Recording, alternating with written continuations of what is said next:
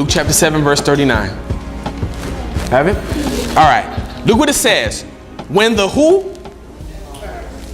The Pharisee had invited him, saw this, he said to himself, if this man were a prophet, he would know what kind of woman is touching him. She's a sinner, right? You see who said that? Okay, Mark chapter 14, verse 3. You guys have it? All right. Meanwhile, Jesus was in Bethany at the home of Simon, a man who had previously had what? Leprosy, right? So the Pharisee who invited Jesus to his house used to have leprosy. Right? We agree with that? Amen. The Pharisee, if you want further proof, if you go further into Luke chapter 7. Luke chapter 7, because you might say, well, that might be a separate story. No. In verse 40, it said, then Jesus answered his thoughts and said, Simon, right? So Simon in Luke 7 and the Simon in Mark chapter 14 are the same people. Simon is the Pharisee that is being spoken of in Luke, right?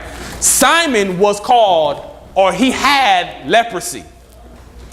In that culture, when you had leprosy, you were literally quarantined on the outside of the city. You couldn't get close to people.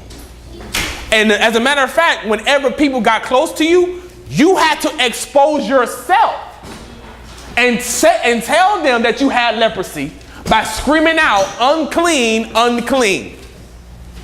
Right? You had to expose yourself. You had to embarrass yourself in that culture when you had leprosy.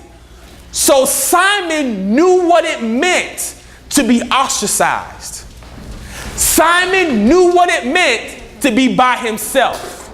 Simon knew what it meant to be secluded from society, to have no connections because of an issue that you have.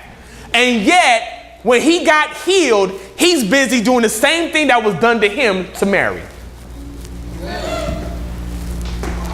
The same thing that happened to him, the same issues he dealt with because of his issue, he is now doing to Mary.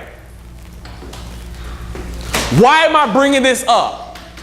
The easiest way to lose compassion for another person is to forget about what God had to do for you. The easiest way to lose compassion for what other people are going through is to forget about how God had to deliver you out of some mess. How he had to get you out of some dirt, right? That's the easiest way to lose your compassion and begin to be judgmental about other people's issues.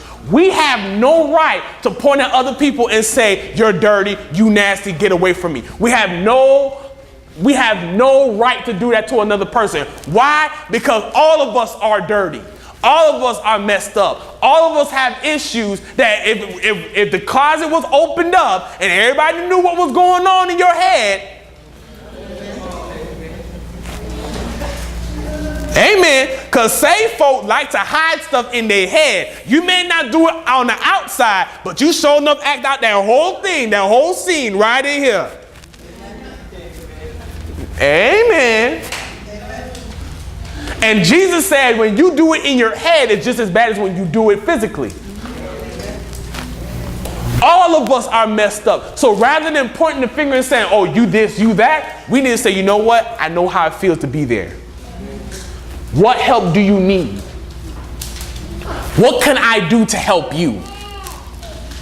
Because I may be strong in this particular area, but I'm weak in this other area. So I'm going to need you to pray with me on this one. That's how we should approach one another. That's how we should regard one another and say, you know what? I'll keep your secrets and you keep mine. Amen. I keep your dirt, you keep mine. You keep me straight, I'll keep you straight.